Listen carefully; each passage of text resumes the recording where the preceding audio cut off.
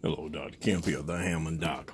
I want to point out something to you that I found in removing this input plug on this Leslie 122 amplifier. The previous tech or someone that replaced the original capacitor here on the input plug connected this purple wire here to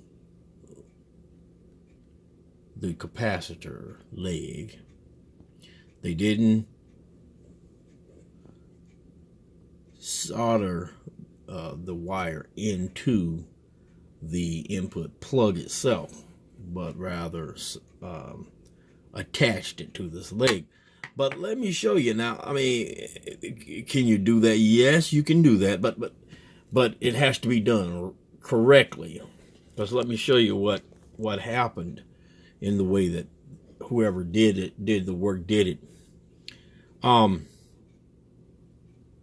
Watch this.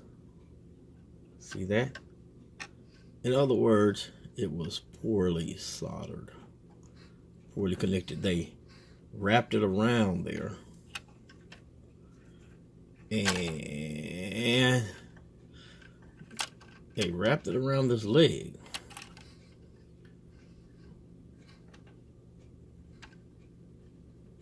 But I don't see much in the way of solder.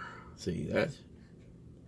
So it looked like they may have wrapped it around the leg of that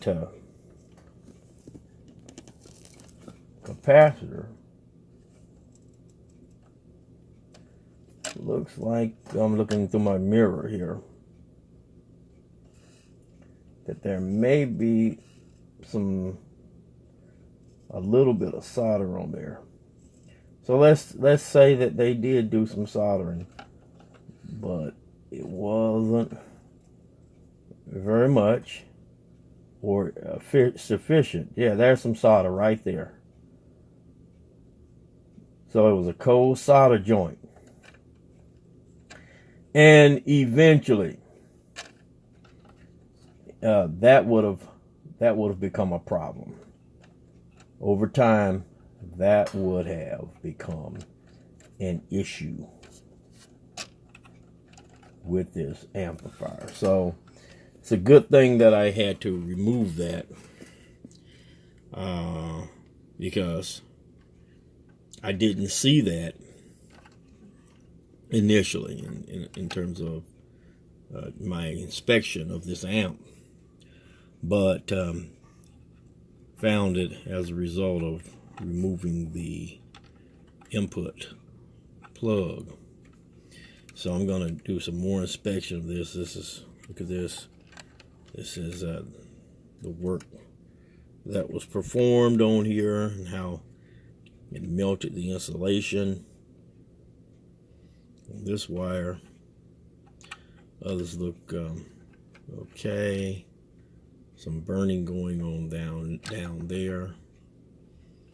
But anyway, problems like things like this and what we just saw there could result in problems with an amplifier at some point in time. So I'm going to take care of all of that. This is Dr. Kemp, the Hammond Doc, just sharing with you today some things that you can see in an amplifier when you receive it from someone because of work that has been performed by others on the unit. Okay? So why don't you please have a peaceful and wonderful day. Goodbye.